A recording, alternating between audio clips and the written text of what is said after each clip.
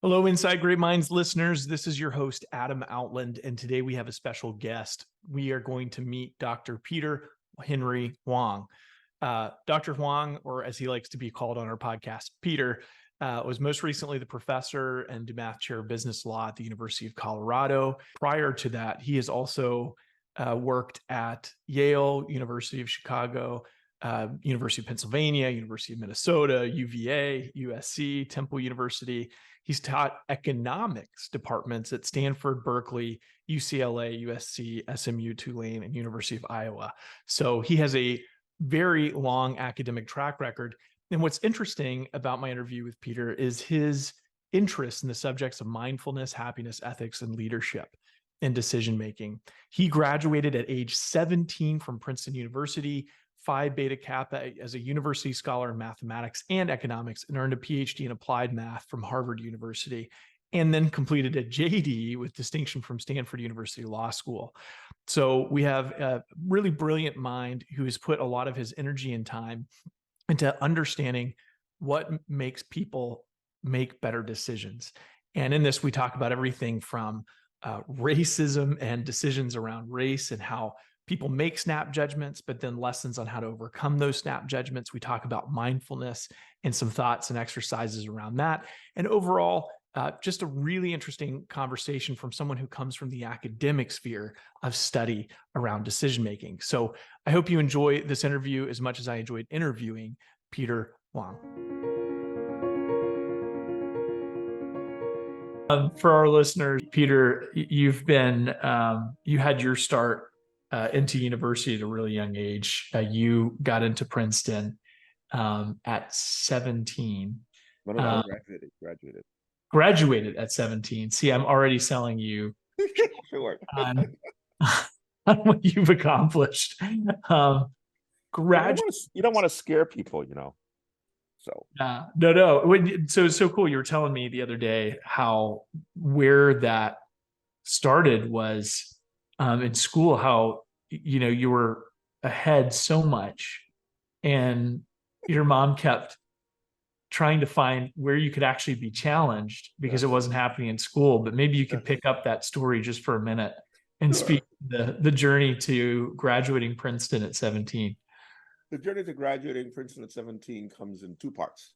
Mm-hmm. First, entering Princeton at 14, which is due to my having a crush on my 8th grade algebra teacher at Horace Mann, which is what do they call them? Country Day Prep School, Mm-hmm. and it's in Riverdale. And at that point, it was a boys' school, so I had a lot of time during quizzes in class and doing homework. So much time that I would write mit Liebe and sign my name to my teacher. And mit Liebe means with love in German. Was she German? No, but I was taking German.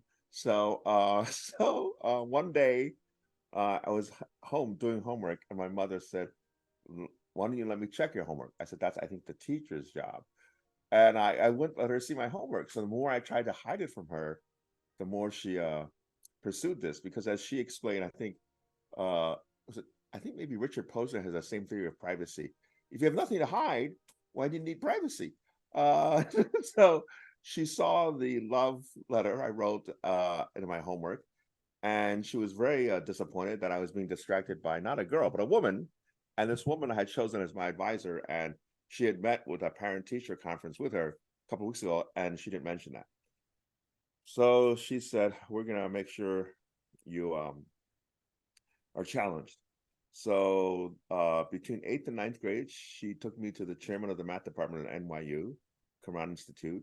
She's still a professor of biochemistry at NYU now at the age of 93, not teaching, but doing research. So she said to the chairman in the math department, "My son is bored." She didn't explain how she knew that, and not being challenged. So he said, "Well, why don't you audit pre-calc and calc 1 in the first 6 weeks of summer school, and we'll see how that goes." So I sat front and center, audited the classes, did all the homework, took the exams, and got A's. So both professors wrote a note saying, "To whom it may concern, Peter Huang audited my class, took the exams, did the homework, and would have gotten an A if he had taken it for credit." So then I was allowed to register for Calc 2 the second 6 weeks and got an A. So when I went back to Horace Mann in 9th grade, there was no math to take because even the AP math I had taken. So good job, Mom. She succeeded in making sure I had no contact. So I went to Princeton at 14, and 3 weeks into my first semester, they said to us, "You're not going to get back homework too because the grader committed suicide." And all of us in the room were shocked. And they go, "Well, this happens every 4 years." So I thought, I'm getting out of here in 3. Well, because there's a lot of pressure, I think, at not just Princeton, but all the Ivy schools and a lot of non-Ivy schools, even that people, how should I put it, are brought up with perfectionist expectations. Mm. And for example, the Asian minority, model minority myth doesn't help. So a lot of people feel like they have to succeed all the time. Like I remember when I was in 7th grade, I had 3 A+ and 2 A's on my first trimester report card.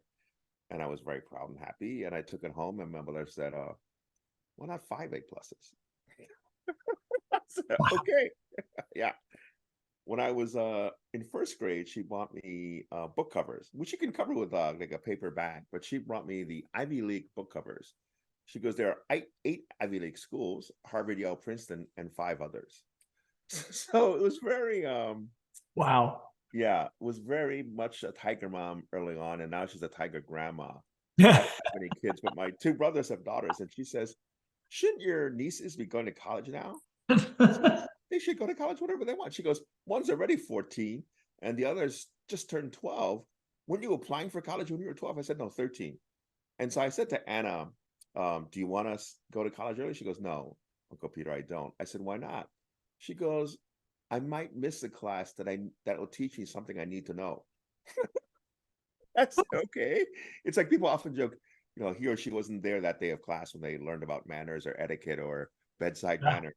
Um, and Anna said to me, "Uncle Peter, um, your mom, my grandma, said that you said that I should go to college early. Did you say that?"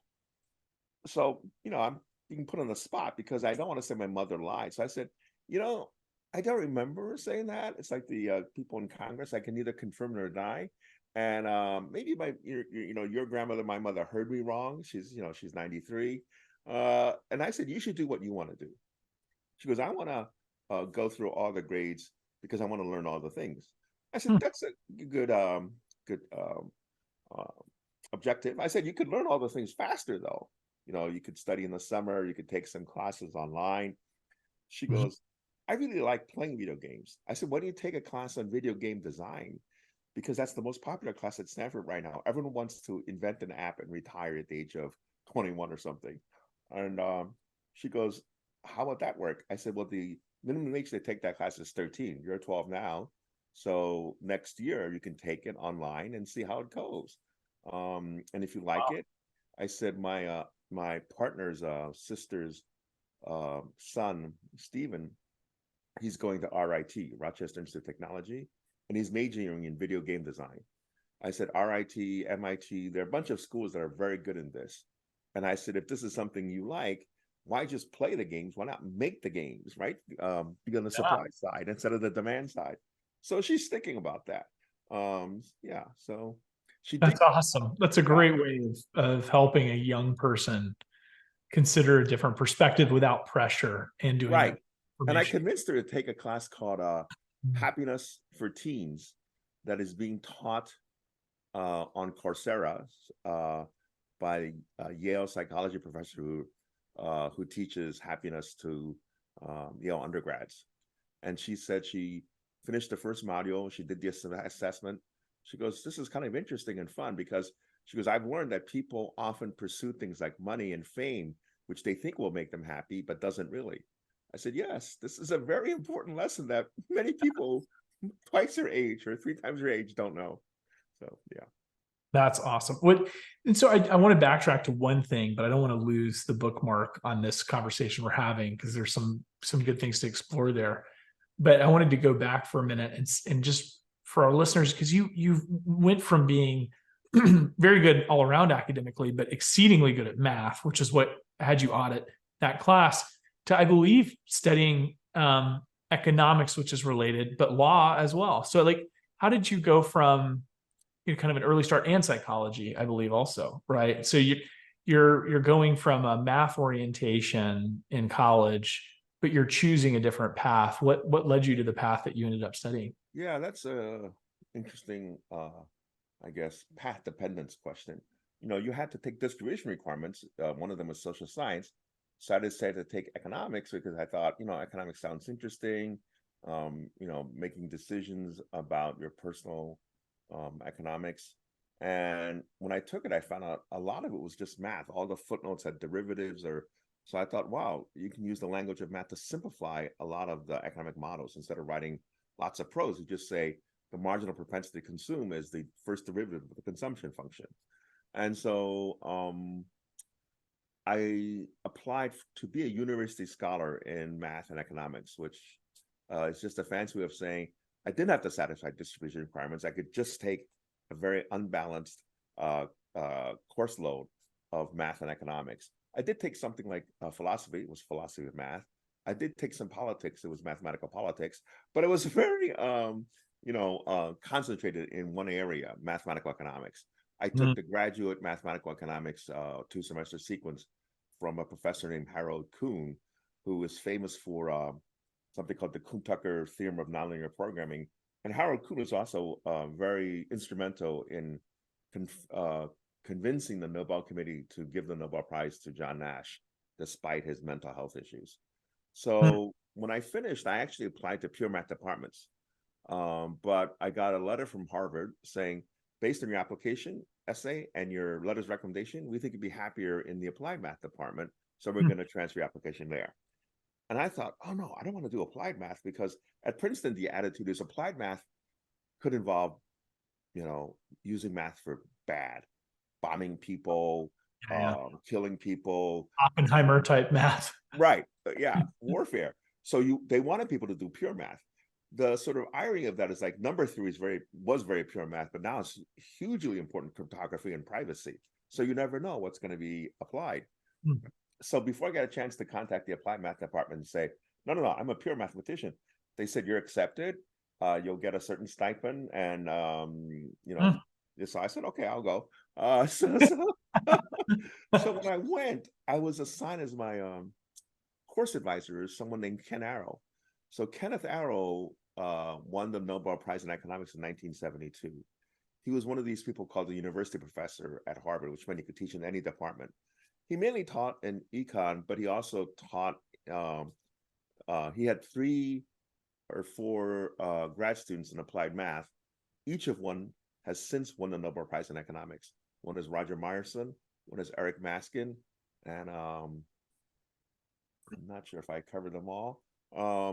But yeah, so he was very interesting because he didn't really care about grades as much as the first time you wrote something. That was how he judged you when you tried to model something. Did you pick a question that was manageable? Did you pick a question that was interesting? How did you approach the question? Did you try alternative approaches and so forth? And so he went to Stanford every summer because he had been at Stanford until he came to Harvard. And every summer there was something at that time called the Institute for Mathematical Studies and Social Sciences. So it was like a seminar series once a week on Tuesdays and Thursdays. Sorry, not once a week, twice a week, Tuesdays and Thursdays. And sometimes they would have game theory once a week on Wednesdays. And you would have, some of the best minds in the world from Israel, from all across the US, including like, Roger Myerson, Eric Maskin, discussing mathematical economics. And it was just fun and exciting. And when I had that sort of experience, I thought, this is good because I can use the math to do good, to counter the people who use the math to do bad. And it'd be wonderful if math could help people live lives that were more, that were more successful, or successful is not right because it sounds like, you want to make money. Their lives would flourish. They would be happier people. They would feel meaning in their life. So that's how I got interested in psychology. And when I taught at Penn, you'd get these alumni magazines in your mailbox, And one of them was about positive psychology and Marty Seligman. So I got interested in that, and I thought, maximizing the happiness of people, or the average happiness, seems like a good goal, although it may sound too elitist, like we're talking about being happy when people are starving in the world. So maybe another way to frame it to be more acceptable is to minimize unhappiness, minimize pain, minimize suffering. And that's true of all societies, whether they're advanced, quote unquote, or developing countries. And Mm. then I got interested in neuroscience, because psychology, I think sometimes people say, oh, that's just in your mind. But neuroscience goes and looks at your mind and says, there, we can see a certain region in your brain activate when you're afraid, or when you're in love, or when you're whatever it is. And so that has given people, I don't remember who said this. The quote was, it's like cognitive paparazzi.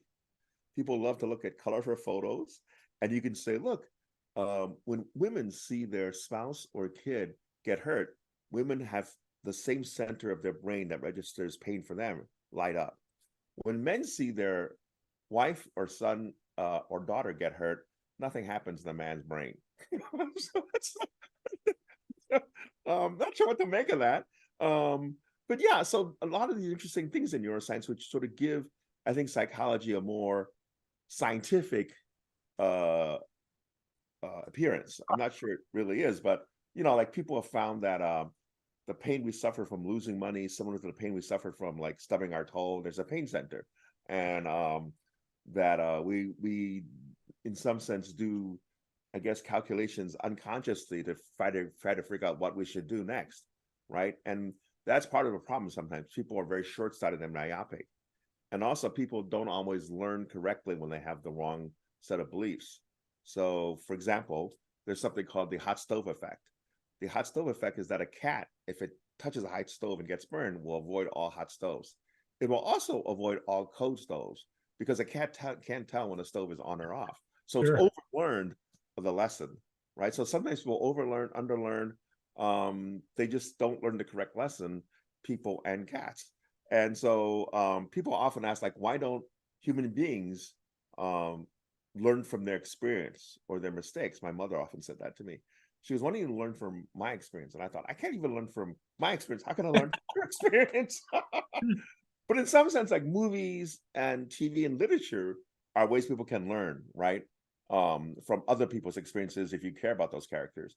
But it is really interesting how people try to learn, but they don't often learn the correct lesson from the situation that they just made a decision in, because there's lots of noise.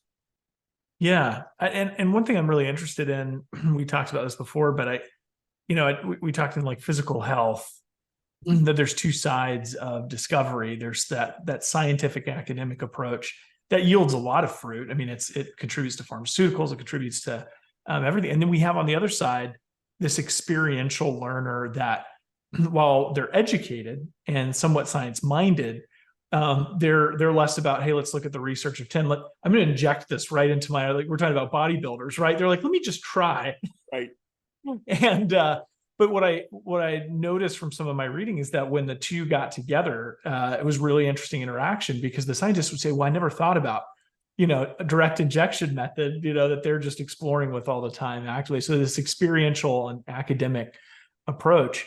So I'll lean that into a question that I wanted to ask you, which is, through you wrote a book, Disrupting Racism, and you've studied decision making and these elements of emotional intelligence and mindfulness and stakeholder capitalism. We talked about that too. So from that approach, what are some of the key things that you feel like are controllable influencers for decision making? Or the key components that influence decision making, and we anecdotally we could even bring in some of the concept from Disrupting Racism. Yeah. So I point out in the book Disrupting Racism that racism is really having the wrong set of beliefs about people of other races, and saying that just by knowing someone's race, I can tell you everything I need to know. So you're Chinese, you're good in math. You're Japanese, you're very polite. right? So these are based on stereotypes, and even if they're quote unquote positive stereotypes, they're still, in some sense, not treating people as individuals, but treating people as avatars of their gender or ethnicity or race, right? I mean, women, I think, get paid 84% of men for doing the same job. Why? I think minority women get paid 76% or something. So Mm. what I mentioned in my book is related to a book of a friend of mine who is Len Riskin, who wrote a book called Managing Conflict Mindfully. And then the Mm. subtitle is Don't Believe Everything You Think. And that is the problem. We believe everything we think. If we think about something, we go, oh, that's my idea. And if you attack my idea, it's like you're attacking my children. I have to defend, my children against attack. And people view their ideas as their possessions, and they really don't like to give up their ideas. So that's why we have confirmation bias. We search for information to confirm our beliefs as opposed to disprove our beliefs, because we don't like being disproved. In fact, you might say the human brain is a very persuasive lawyer who's trying to convince you and other people that it's right. It Mhm. doesn't have any ethics. It will do anything, to try to convince you. And you mentioned this um, difference or dichotomy between experiential knowledge and book knowledge or learned knowledge. I think that's a nice way to put it, because in ancient Chinese society, they would have certain cures for things. Or if you went to the doctor, first of all, my advisor said that you would pay the doctor as long as you were well. As soon as you got sick, you would stop paying the doctor. So they had every incentive to get you well again. Now, of course, that doesn't deal with the problem of hypochondriacs. But I think what the Chinese did, and a lot of ancient civilizations before modern science came about, was to do sort of either trial and error, like you mentioned, or try to correlate. Like if I do a rain dance and it rains, I think I've caused the rain, as opposed to just there's no causality. It's just correlation, or it's just spurious. Internal and external locus of control. Right. But, Component. I will often say to my partner, oh, my back hurts. She goes, what happened? I said, I think the window was open and I fell asleep. She goes, so? I said, I think the wind went into my shoulder. She goes, I don't know what you're talking about. She's an OBGYN who went to Harvard and is trained in Western medicine. So I tell her acupuncture is great. She goes, I think it's just a placebo because you believe in it. I said, it still works. I don't know Yeah. what the mechanism is, but it still works. And when I was 13, I wanted to be a surgeon, and I wanted to study Star Wars that just came out. So I wanted to study chi, the force. Yeah. And I thought chi was a force, life force was a force like electricity, magnetism, gravity. And there Yeah. must be differential equations that describe what acupuncture does to stimulate chi and move it around. So that was my plan until I took physics and they shot a teddy bear out of a cannon. And I thought, I don't think I'm going to take any more classes to be pre-med. And I think I got interested in math, just because I was good at it, to be honest, right? And that's already an academic way of thinking. Like if I'm a big fish in a small pond versus being a small fish in a big pond. Um, and I think you're absolutely correct that those are different modes or types of learning. And it's not that one is better than the other, but when they get together, that getting together is better than each of them alone, right? I think modern science, like my partner was saying, she goes, but what's the biochemical mechanism, or what's the biological mechanism, or what's going on? Whereas the ancient Chinese soothsayer or whatever would not care about that. They would just notice, when I give you white flower oil, that relieves the pain. I don't know what the mechanism is. I don't know how it works, but I know it works because I have a huge sample, right? Yeah. So yeah, I think that is a nice way to put it, that there are different ways of knowing things, Mm-hmm. and people, for whatever reason, choose one or the other, or both sometimes, right? But going back to beliefs, I think racism, sexism, greed are all mistaken beliefs. Racism is the belief that people of other races are not as good as people of my race. Sexism is the belief, it's because it's usually men, that women are not as good as men at doing jobs, right? And that may be true for something like firefighting, but it's not. Like, I try to pick all my doctors as women, and my partner said, why? I said, women are more careful and less egotistical, and there's evidence that women leave smaller scars after doing surgery on patients than men do, because they care about these things. um So why greed? Greed is the belief, mistaken belief, that you are more important than anyone else. So it's okay for you to be corrupt or cheat or gain money by shenanigans, if you will, right? Um, and in some sense, people might say, well, if these are wrong beliefs or incorrect beliefs, why doesn't the individual in question learn to have correct beliefs? And the answer, I think, is actually very interesting. Sometimes you don't want to learn correct beliefs. In other words, both economists and lawyers think the point of information is to make better decisions. But my partner told me that people will often pay for an AIDS test or for some other kind of test for a disease. And even though they've paid the copay, they will not come back and get the result ever. And why is that? Because as long as they don't know they're positive, they can believe they're negative. But if they have the information in front of them that says you have AIDS, then that's solved. Hmm. And if you look at the racism, if I believe all Chinese people are not good at managers, they're only good at doing sort of scuttle work or hard work, I'll never hire any Chinese person to be a manager. Hmm. Well, if I don't hire any Chinese person, I'll never get an experience. So my belief will not be disconfirmed. Similarly for sexism, I think a lot of times people used to say in the 50s, like, oh, that's not a woman's job. Whereas I think now, there are very few jobs like that. But if you look at corporate boardrooms, most of them are old white men. And our Hmm. society is not consumers, is the people who consume products and services is not all old white men. They're women, they're minorities, and women are minorities. And the last thing, greed. Um, Greed in some sense is very, how should I put it? It's a belief that's comfortable to have, to sort of believe I deserve things other people don't, right? And also this just world hypothesis. If I get rich, it's because I'm good. If other people aren't rich or if they're poor, it's because they didn't work hard, they didn't study. So That's this sort of discounts the role of luck in our lives. And I always joke with my students when they have trouble finding jobs. I said, it's not your fault. It's your parents' fault. They gave birth to you in the wrong year. Had they given birth to you sooner or later, so it's time right, you would graduate from law school in a bull market as opposed to the bear market. right. So, but there's some truth to the idea that I think that people want to believe being greedy is okay. As Michael Douglas said in Wall Street, greed is good, right? That was actually a speech by Ivan Boesky. And greed does motivate people to do things like cut prices, compete, so forth.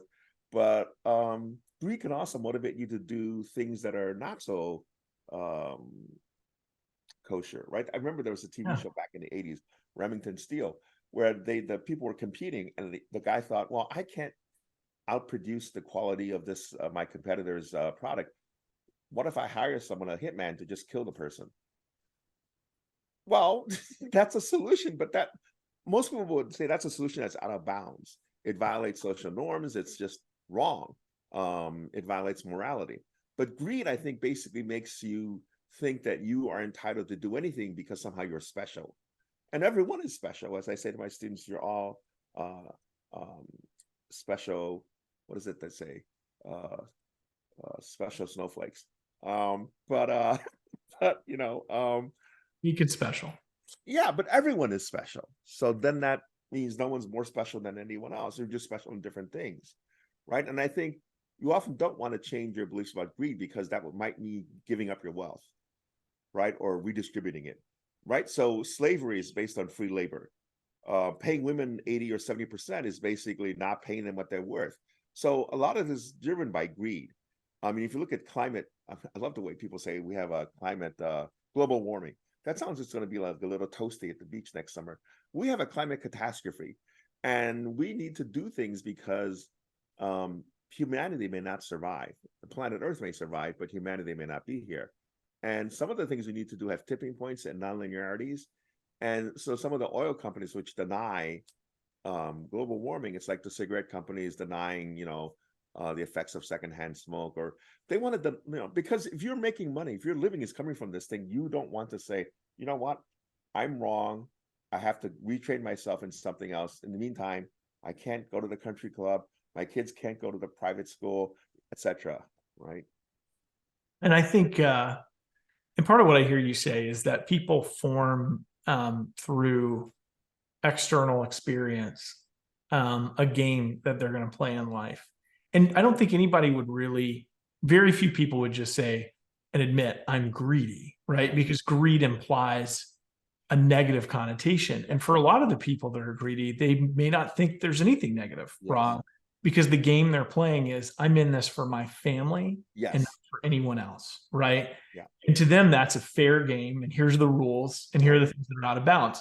But that's not a universal. But the game that you're involved in is the legal game, where we have to figure out where all these games intersect in the legal system as well, right? Yeah. Because there are laws and rules to govern, so that people that can't just play their own little games that hurt other people. Right. In some sense, legal rules and institutions are overlaying a set of rules on the game. Like you have rules in baseball or football, you have to follow these rules. Now, if you break the rule, the referee or umpire will penalize you, right? But that's if they catch you. Oftentimes, like, you'll hear the commentator say, well, that was holding, but, and someone said, well, every play is holding if they want to be nitpicky. And I don't know Sam Bankman-Fried. I know his mother and I know his father.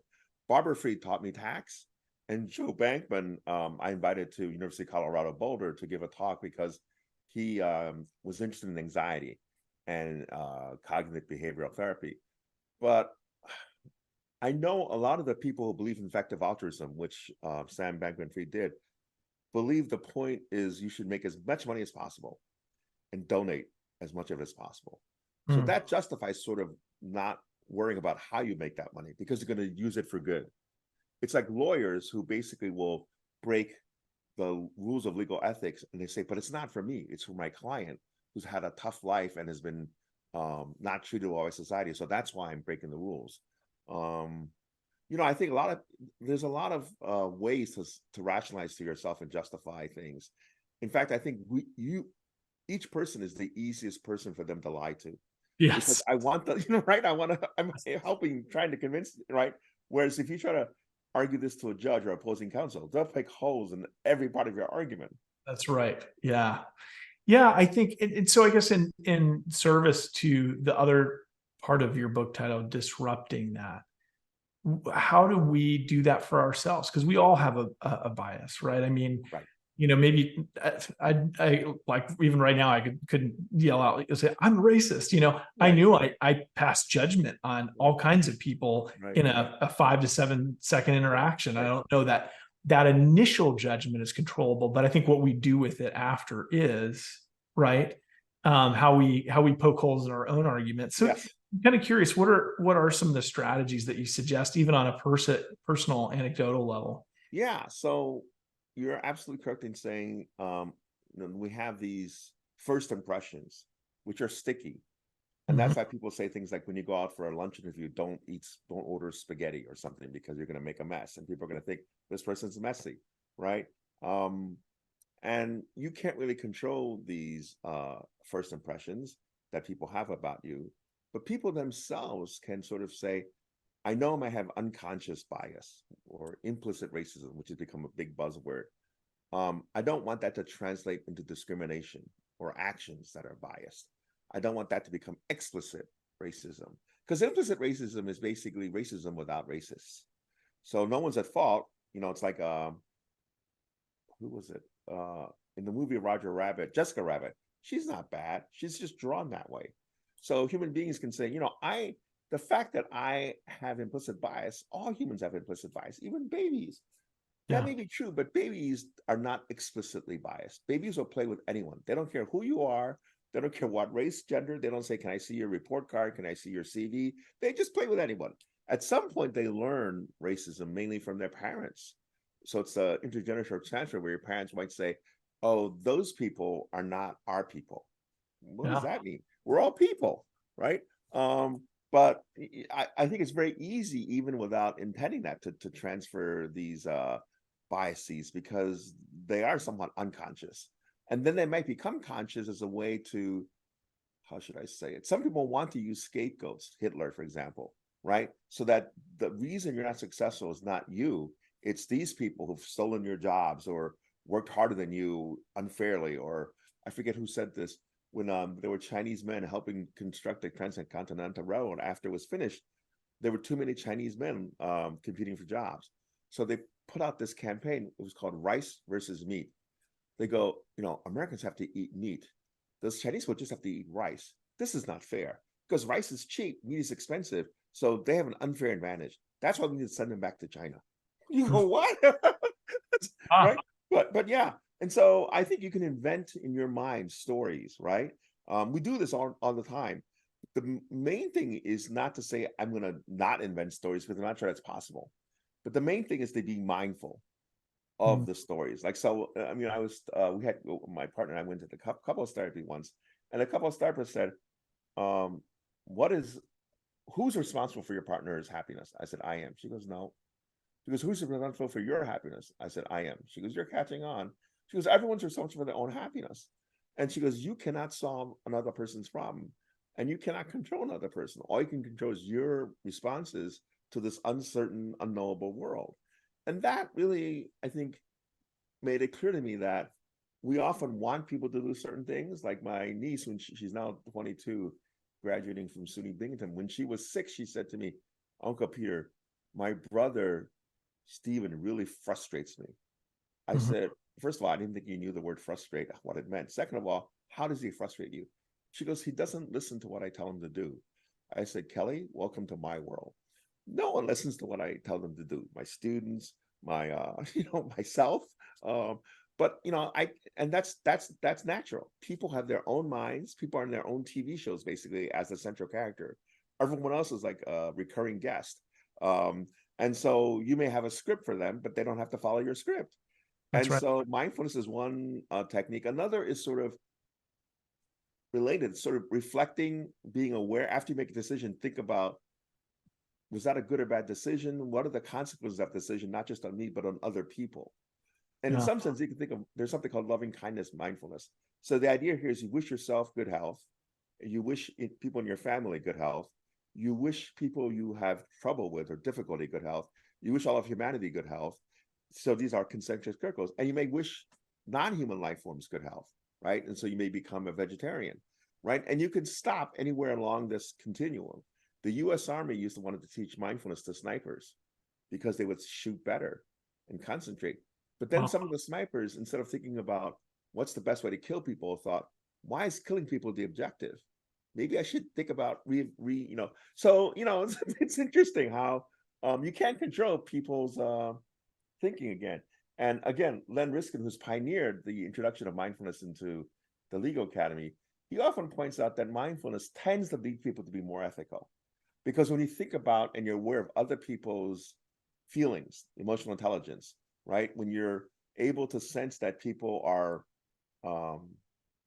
hurt or suffering, you have empathy, then it's harder to hurt them further. Like if you were the attorney for an alleged rapist, you might have to cross-examine or examine, when it's your turn to talk to a woman who's been allegedly raped and make her relive the rape.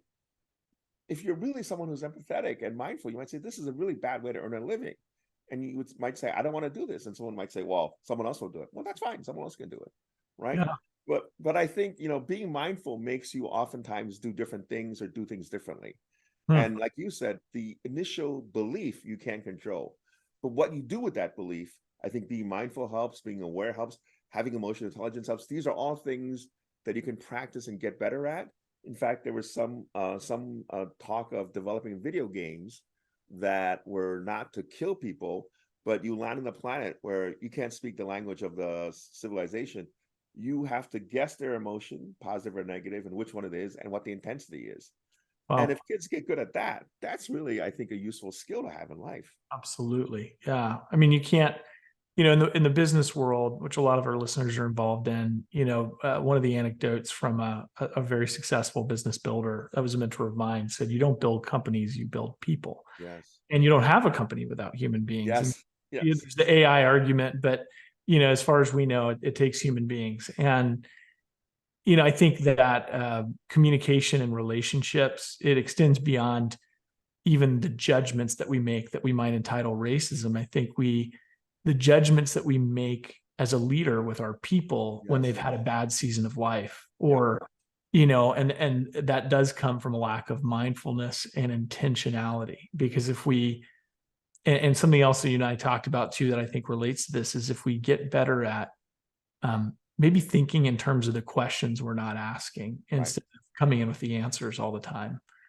that's part of the solution too, right? Yeah, I think that's absolutely right, because we often are taught to find the answers, whether it's in business school, medical school, law school. In grad school, you have to find a question for your dissertation, right? Mhm. And that's often hard for people to do. They're very good following instructions, but they're not good at coming up with a plan. And this talk about diversity, equity, inclusion, which I think now has become political, there's evidence that people have different experiences, different mindsets, different life histories. So it should not be surprising that if I'm on a team, I don't want everyone to be a clone of me. I want people who didn't go to Princeton at 14, but went to Yale at 12, or something else, so that we have different experiences and we can benefit from all of our experiences combined. And Yes. that's why I think there is some evidence that companies which have women on their boards do more successfully. But again, it's a hard belief to get out of the people who are in charge of picking board members. I read the other day a study which said that women tend to be more empathetic and consider multiple sides in a conflict, which men don't often do. And I thought, but that is what a company is about. You have many stakeholders. You have the stock owners, you have the employees, you have the union, you have the government. So if you can, think about all these different stakeholders and how to balance their competing and partially overlapping interests, that's something that's an important skill.